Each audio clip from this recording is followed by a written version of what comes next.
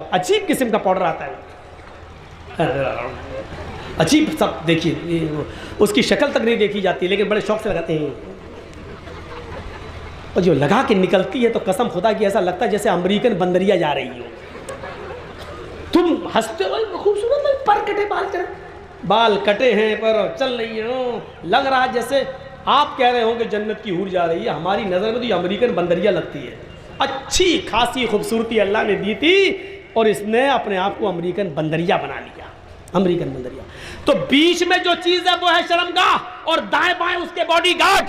तो अल्लाह ताला ने इशारा किया, जब तक तुम नजरें नीची करके चलोगी और जब तक बनाओ सिंगार को गैर मर्दों के सामने जाहिर नहीं करोगी, ज़ेब व ज़ीनत को गैर मर्दों के सामने नहीं दिखाओगी, तब तक तुम्हारी शर्मगाह की हिफाजत रहेगी। और जैसे ही तुम सड़कों पर बाजारों में मेकअप करके चलने लगोगी और नजरें उठा उठा के, आंखें ऊपर कर करके, सर उठा कर चलोगी, तो बीच वाली चीज की कोई जिम्मेदारी नहीं है, क्योंकि बॉडीगार्ड ही नहीं रहा। तो बीच वाली चीज पर कभी भी हमला हो सकता है।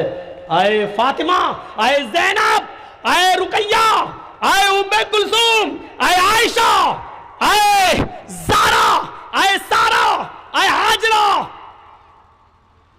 ये दोनों चीजें अगर तेरी उठ गई बॉडीगार्ड, तो तुझे ज़ारा से निर्भया कभी भी बनाया जा सकता है, क्योंकि बॉडीगार्ड नहीं रहे हैं तो कभी भी दरिंदगी का शिकार हो सकती है। चलती बस में तेरे साथ 10-10 लड़के भेड़िए बनकर तेरी इज्जत व आबरू को कभी भी लूट सकते हैं और चलती हुई बस से तुझे धक्का दे सकते हैं, कभी भी तेरी इज्जत व आबरू लूट सकती है, क्योंकि तेरे बॉडीगार्ड तेरे पास से खत्म हो चुके हैं, क्योंकि नजरें नीची करके तू नहीं चल रही है और मेकअप और खुशबू और परफ्यूम लगा के तू जा रही है। अब बॉडीगार्ड ही नहीं रहे तो शर्मगाह की हिफाजत होगी कैसे? कुरान ने इन दोनों चीज़ों को बॉडीगार्ड की हैसियत से पेश किया। वह अहसनत फरजहा, और जो अपनी शर्मगाह की हिफाजत करती हो, 3 चीज़ें, जो 5 वक्त की नमाज पढ़ती हो और रमज़ान के पूरे महीने के रोज़े रखती हो और अपनी शर्मगाह की हिफाजत करती हो, वह अताअत बालहा, और चौथी चीज़ जो अपनी शौहर की खिदमत करती हो, इताअत व फरमाबरदारी करती हो। सुन लो, औरत सिर्फ अपने शौहर की इताअत व फरमाबरदारी करने के लिए पैदा की गई है, इसमें कमी बर्दाश्त नहीं की जा सकती है। इसीलिए अल्लाह के नबी सल्लल्लाहु अलैहि वसल्लम ने फरमा दिया है, और थोड़ी देर के लिए मुझे माफ़ करना कि मौलाना जर्जीस साहब इस तरीके की बातें क्यों कर रहे हैं। अल्लाह के रसूल ने इसीलिए इशारा किया है, आए ख्वातीन, आए लेडीज़, आए औरतों, तुम्हारा शौहर थका हुआ, मांदा हुआ, परेशान हाल, बिजनेस करके मजदूरी करके जब थका हुआ घर में आता है, तो औरत की जिम्मेदारी होती है कि वो अपने थके हुए शौहर का खुलकर इस्तेमाल करे। जैसी दरवाजे पर दरवाज़ा खोलने जाए तो मुस्कुराते हुए उसका दीदार करे। यहाँ होता उल्टा है, औरत बेचारा, आदमी दिन भर बेचारा काम करके आया और जैसी घर में घुसा बीवी ने अपनी दास्तान सुनाना शुरू कर दी। प्लग खराब हो गया बिजली का, पंखा नहीं चल रहा है, मोटर फूक गया। अरे अल्लाह की बंदी, ये बात थोड़ी देर में भी कह सकती थी। तेरा शौहर घर में आया है, वो तेरा शौहर है, बिजली मैकेनिक नहीं है जो बिजली संभालेगा। आप नहीं, अब आए कब से बिजली खराब है, उसका मूड खराब हो गया, कम वक्त में तो दिन भर का थका हुआ आया हूं।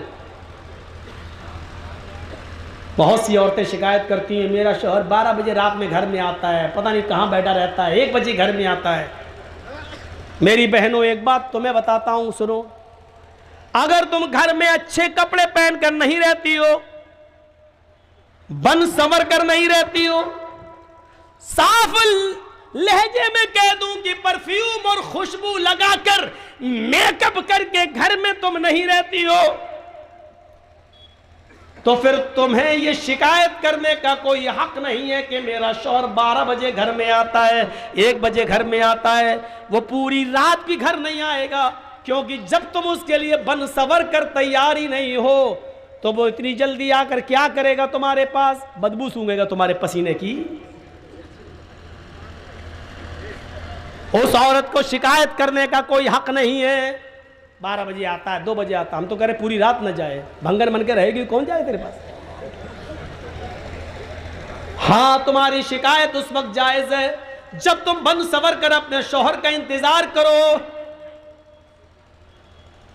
औरत लिपस्टिक भी लगा सकती है। आती थी पहले लिपस्टिक, उसमें खंजीर की चर्बी। अब सारी कंपनियों ने कह दिया है कि हम ये लिख के देने के लिए तैयार हैं कि हमारी लिपस्टिक में चर्बी, खंजीर की चर्बी, सूअर की चर्बी की आमेजिश नहीं है। कंपनियों ने इस बात का प्रमाण पेश किया है और गवाही दी है। अगर ये कन्फर्म हो कि सूअर की चर्बी है तब तो नहीं लगा सकती है, लेकिन नहीं है तो लगा सकती है। और शौहर के लिए बाहर नहीं, बाहर जा रही लिपस्टिक लगा के पता नहीं, ऐसा लगता है जैसे किसका खून पी के आ रही हो। अपने घर में रहो, आदमी ज़्यादा से ज़्यादा यही समझेगा ना घर की अपने आदमी का खून पिया, वो तो पियो, वो तो रोज़ पी रही हो, तो कोई फर्क नहीं पड़ता। अपने अगर आपका शौहर लिपस्टिक को पसंद करता है तो आप घर में लिपस्टिक लगा सकती हैं, क्रीम पाउडर लगा सकती हैं, रंग जाहिर हो ऐसा मेकअप आप इस्तेमाल कर सकती हैं। मर्द की जीनत, मर्द की खुशबू वो है जिसका रंग जाहिर ना हो, खुशबू उठे, खुशबू उठे, ये मर्द की जीनत है। क्या है? रंग जाहिर ना हो।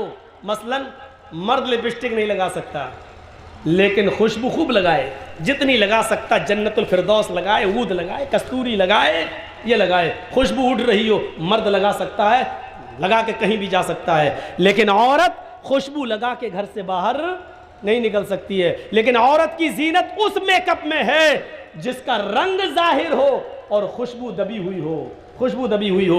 और रंग जाहिर होगा, लिपस्टिक लगाएगी तो रंग जाहिर होगा, क्रीम पाउडर लगाएगी तो रंग जाहिर होगा। ये औरत का मेकअप है। लेकिन औरतों, मेरी माँ बहनों, ये सारे हथियार सिर्फ अपने शौहर पर इस्तेमाल कर सकती हो, किसी दूसरे गरीब इंसान पर नहीं। वो तो मर जाएगा बेचारा, शौहर को मारो। इसलिए कि तुम्हें ये सारे हथियार चलाने की इजाजत शरीयत ने दी है, लेकिन शौहर पर, किसी और पर नहीं।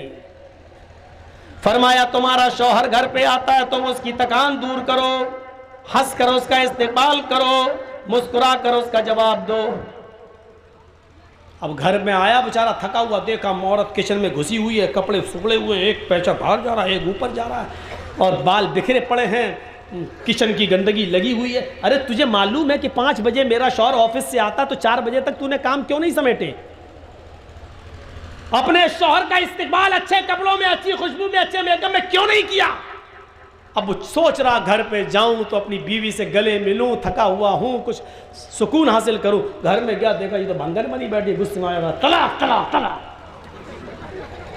इससे तो अच्छा मेरी ऑफिस वाली थी, कम से कम बंठन के बैठी थी। फिर वो देर से आएगा तुम्हारे घर, क्यों आएगा? 10-9 बजे क्यों बैठेगा तुम्हारे पास? घर में आता तुम भंगन बन के रहती हो, तो फिर ऑफिस वाली ही को ना पसंद करेगा। मैं ये नहीं कह रहा हूं कि वो जायज है, वो गलत कर रहा है, लेकिन उससे ज्यादा गलत तुम कर रही हो, क्योंकि तुम उसकी बीवी होकर उसको अपने जिस्म से रोक रही हो और फायदा उठाने का मौका नहीं देती हो। मेरी माँ और बहनों, तुम्हारे लिए एक रास्ता और बताता हूं। ए भैया, जिसको जाना हो तो जल्दी निकलो यार, बीच में डिस्टर्ब क्यों करते हो? खड़े हो गए हो, हमें मालूम है अब चाय की लॉक लगी होगी या पेशाब लगा होगा। बाबू जो गया पैंट में जेब में हाथ डाल के जा रहे हैं, लगता है कि शाहरुख खान जा रहा है, निकालिए। सुनिए मेरे भाइयों, जा अतनी साइला, जन्नत में जाने का एक रास्ता मेरी माँ बहनों तुम्हारे लिए। अल्लाह के अम्मा आयशा कहती हैं, मेरे पास एक मांगने वाली आई, मेरे पास एक मांगने वाली आई, महा सबियान, उसके साथ 2 छोटे छोटे बच्चे थे। उसने मुझसे कहा, अल्लाह के नाम पे कुछ दे दो, मेरे घर में ये दोनों बच्चे भूखे हैं, कई दिन से इन बच्चों ने खाना नहीं खाया। मेरे पास एक खजूर रखी हुई थी, हजरत आयशा कहती है, बुखारी की रिवायत, मेरे पास एक खजूर रखी हुई थी, मैंने वो खजूर उतारी और मैंने उस मांगने वाली को वो खजूर दे दिया। उस औरत ने उस खजूर के 2 टुकड़े कर दिए, उस औरत ने उस खजूर के 2 टुकड़े किए, एक टुकड़ा इस बच्चे को दे दिया, एक टुकड़ा इस बच्चे को दे दिया। दोनों बच्चों ने अपने अपने खजूर टुकड़े खा लिए और इस मां ने सिर्फ पानी पिया और आगे बढ़ गई। ये तो है बुखारी में, ये तो है बुखारी में। मुस्लिम में ये है कि मेरे पास 3 खजूरें थी। ये सुनिए, ये बड़ा दर्दनाक है। मेरे पास 3 खजूरें थी, मांगने वाली ने जब मांगा तो मैं 3 खजूरें उठा लाई। उस औरत ने एक एक खजूर दोनों बच्चों को दे दी। दोनों बच्चों ने अपनी खजूरें खा ली। एक खजूर जो मेरे पास बची मैं उसको खाने जा रही थी। अम्मा आयशा कहती है कि मैंने उस औरत को देखा, जैसी वो औरत उस खजूर को अपने मुंह में रखने के लिए जा रही थी, बच्चे भूखे थे, अपनी अपनी खजूर खाने के बाद वो माँ की खजूर पर झपट पड़े, माँ ये मुझे दे दो। दूसरा कहता माँ ये मुझे दे दो। माँ की ममता लाड में आ गई, जोश मारने लगी। माँ खुद भूखी रह गई, लेकिन उसने किसी एक बच्चे के साथ बेइंसाफी नहीं की। उसने उस खजूर के 2 टुकड़े कर दिए, आधा इसको दे दिया, आधा इसको दे दिया। मुस्लिम में 1 खजूर तो आधा आधा दे दिया, और बुखारी में 1 खजूर तो आधा आधा दे दिया, और मुस्लिम के अंदर 3 खजूर थे, 1 दे दिया, 1 अपने लिए रखा। लेकिन बच्चों ने जब झपटा तो माँ ने उसको भी आधा आधा कर दिया, और आधा इसको दे दिया, आधा इसको, यानी बच्चों के हिस्से में 1.5 खजूर आ गई, और माँ खुद भूखी रह गई। पानी पिया हजरत आयशा ने दिया और वो चल दी। अल्लाह के रसूल जब घर में आए, हजरत आयशा ने पूरा वाक़या बता दिया। ऐसी ऐसी औरत थी, 2 छोटे छोटे बच्चे थे। अय अल्लाह के रसूल, वो 3 खजूरें मैं आपके खाने के लिए रखी हुई थी कि आप भूखे आएंगे तो आपको दे दूंगी, लेकिन उस बच्चों की भूख हम पे देखी नहीं गई, इसलिए मैंने उसको 3 खजूरें दे दी। कहा बहुत अच्छा किया आयशा। अय अल्लाह के नबी, उस औरत ने उन दोनों बच्चों को 1 खजूर दे दी, और 1 खजूर अपने लिए रख ली थी। जैसी वो मुंह तक ले गई, बच्चे उसके खजूर पर झपट पड़े। माँ की ममता जोश में आई। अय अल्लाह के नबी, माँ ने अपनी खजूर के भी 2 टुकड़े करके आधा आधा दे दिया। अल्लाह के रसूल ने कहा, अय आयशा, क्या तुमने ये मंजर अपनी आंखों से देखा है? हाँ। क्या उस औरत ने खुद कुछ नहीं खाया है? कहा नहीं। क्या उसने बच्चों को खिला दिया है? हाँ। अल्लाह के रसूल कहते हैं, आयशा, कयामत के दिन तुम्हें गवाही देना पड़ेगी। हाँ, मैं गवाही देने के लिए तैयार हूं, मैंने ये मंजर देखा है। आयशा, जो औरत खुद भूखी रहकर अपने बच्चों को खिलाती है, अपने बच्चों की परवरिश का इंतजाम करती है, अल्लाह की तरफ से उतारी हुई इस आजमाइश में पूरी उतरती है, और अपने बच्चों का ख्याल रखती है, अपने बच्चों को भटकने नहीं देती है, खुद भीख मांग कर खिलाती है, लेकिन अपने बच्चों को भीख नहीं मांगने देती है, उनकी अच्छी तरबियत करती रहती है। जानते हो आयशा, उस औरत ने ऐसा करके क्या किया? वजबत अलैहिल जन्ना, उस औरत ने अपने ऊपर जन्नत वाजिब कर ली। अल्लाह उस औरत को जन्नत देकर रहेगा, क्योंकि वो अपने बच्चों के लिए आजमाई गई है, अपने बच्चों को खिलाने पिलाने वाली, अपने बच्चों को अच्छी तरबियत देने वाली, अपने बच्चों को गलत रास्ते पे चलने से रोकने वाली, अपनी भूख बर्दाश्त करके अपने बच्चों को खिलाने वाली औरत कयामत के दिन जन्नत के अंदर जाएगी। ये जन्नत में जाने का रास्ता है, जन्नत में जाने का रास्ता। मेरे भाइयों, ऐसी एक रास्ता वो है जन्नत में जाने का, जिसके छोटेपन में कोई बच्चा मर गया, इंतकाल कर गया। एक बच्चे की उम्र 2 महीने की, इंतकाल कर गया। 5 महीने का, इंतकाल कर गया। पैदा होते ही मर गया, इंतकाल कर गया। 1 साल का बच्चा, 2 साल का बच्चा, 3, 4 साल, 5 साल का बच्चा, 7 साल तक का बच्चा इंतकाल कर गया। अल्लाह के नबी फरमाते हैं, अब बाप ने अपने बच्चे के इंतकाल पर सब्र किया। इन्ना लिल्लाहि व इन्ना इलैहि राजिऊन, अल्लाह की अमानत थी, अल्लाह ने ले ली, जिसने अपने बच्चे के इंतकाल पर सब्र किया। क़यामत के दिन इन बच्चों की रूहें निकाल ली जाती हैं। सिगारुहुम दामीसुल जन्नह, इन बच्चों की रूहें निकाल कर जन्नत के अंदर डाल दी जाती हैं, और बिला रोक टोक ये जन्नत में घूमती रहती हैं रूहें। छोटे छोटे बच्चों की रूहें जन्नत में घूमती रहती हैं। क़यामत के दिन जब अल्लाह ताला इनके माँ बाप से हिसाब व किताब लेगा, तो बहुत से माँ बाप ऐसे होंगे जो अपने गुनाहों की पादाश में जन्नत के हकदार नहीं होंगे। अल्लाह ताला का हुक्म होगा कि इनको जहन्नम में फेंक दो। जब फरिश्ते उनको जहन्नम में ले जा रहे होंगे, तो अल्लाह ताला कहेगा रोक लो, आए फरिश्तों रोक लो। ये वो लोग हैं जिनके बचपन में हमने छोटे छोटे बच्चे छीने, किसी का 1 साल का, किसी का 2 साल का, किसी का 4 साल का, 5 साल का, 6 साल का, 7 साल का, मैंने इनके बच्चे छीने। जाओ ऐ फरिश्तों, जन्नत से उन बच्चों को लेकर आओ, इनको जहन्नम में डालने से पहले इनकी मुलाकात उनके बच्चों से करा दो। एक बार ये हक बनता है, दुनिया में ही ये अपने बच्चों से नहीं मिल सके, और इनके बच्चे इनके अपने माँ बाप से नहीं मिल सके, यहाँ इनको मिला दो। जन्नत से जैसे उन बच्चों को लाया जाएगा और कहा जाएगा ये तुम्हारे माँ बाप हैं, तुम अपने माँ बाप से मिल लो। वो बच्चे खुशी खुशी अपने माँ बाप से मिलेंगे, काफी देर तक अपने माँ बाप से बातें करते रहेंगे।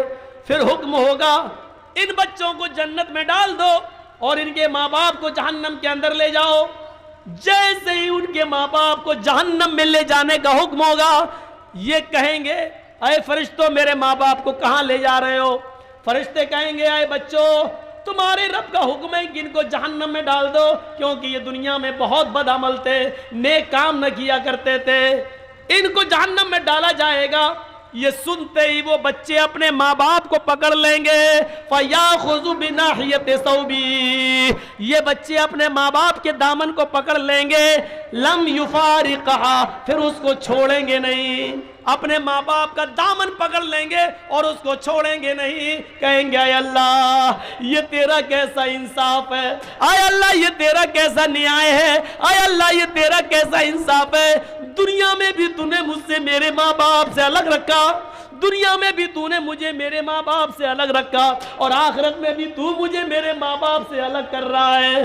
आय अल्लाह जब आखिरत में भी मुझसे मेरे माँ बाप को अलग करना था तो दुनिया में तूने मुझसे मेरे माँ बाप से अलग मुझे क्यों किया? आय अल्लाह मैं इतना बदनसीब क्यों, ना तो दुनिया में मुझे मेरे माँ बाप मिले, ना आखिरत में भी मुझे मेरे माँ बाप मिल रहे हैं।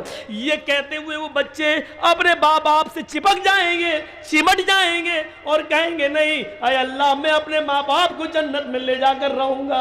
अल्लाह रब्बुल आलमीन कहेगा आए फरिश्तों इन मासूम नौनिहाल बच्चों की आरज़ुओं को और तमन्नाओं को मैंने पूरा कर दिया है। जाओ आए छोटे छोटे बच्चों तुम अपनी तमन्नाएं लेकर आए हो, जाओ तुम अपने अपने माँ बाप की उंगली पकड़ो और उनको अपने साथ जन्नत के अंदर लेकर जाओ। मैंने तुम्हारी वजह से तुम्हारे माँ बाप को बख्श दिया है, तुम्हारी वजह से तुम्हारे माँ बाप को जन्नत दे दी है। जाओ आए बच्चों अपने माँ बाप को जन्नत के अंदर ले जाओ, हाथ पकड़ लो अपने माँ बाप का और जन्नत में ले जाओ। लेकिन कौन से बच्चे? जिन बच्चों के इंतकाल पर जिनके माँ बाप ने सब्र किया होगा और जिनकी माओं ने सब्र किया होगा, गले फाड़ फाड़ के नहीं रोई होंगी, जाहिलियत के नारे नहीं लगाए होंगे, उल्टे सीधे जुमले नहीं बोले होंगे और मातम नहीं किया होगा, नौहा नहीं किया होगा, गरीबान चाक नहीं किया होगा, ऐसे माँ बाप को बच्चा जन्नत के अंदर ले जाएगा। ऐसे माँ बाप को बच्चा जन्नत के अंदर ले जाएगा। ये जन्नत में जाने वाले रास्ते थे, और भी बहुत से रास्ते हैं। मैंने तो अभी शॉर्टकट में इतने रास्तों पे मैं चल सका। 2 घंटे की तकरीर में मेरे भाइयों कंटिन्यू कई रातें जागते हुए हो गई, इसलिए अब मेरी हिम्मत आगे नहीं बढ़ पा रही है। मेरे भाइयों जन्नत में जाने के रास्तों में से एक रास्ता ये भी है कि मम बना लिल्लाहि मस्जिदन बनल्लाहु लहू बैतन फिल जन्नह, जो दुनिया में अल्लाह के लिए मस्जिद बनाएगा अल्लाह उसके लिए जन्नत में घर बनाएगा। ये ज़कात और खैरात, सदका और मदरसों में दान देना, ये भी जन्नत के रास्तों में से एक रास्ता है। मेरे भाइयों आप आओ और बढ़ चढ़ कर मदारिस इस्लामिया में सदका खैरात ज़कात देकर और जन्नत का सर्टिफिकेट लीजिए और जन्नत के हकदार बनिए। ये जन्नत के रास्तों में से एक रास्ते हैं जाने के। सदका और खैरात करते रहिए, ज़कात देते रहिए।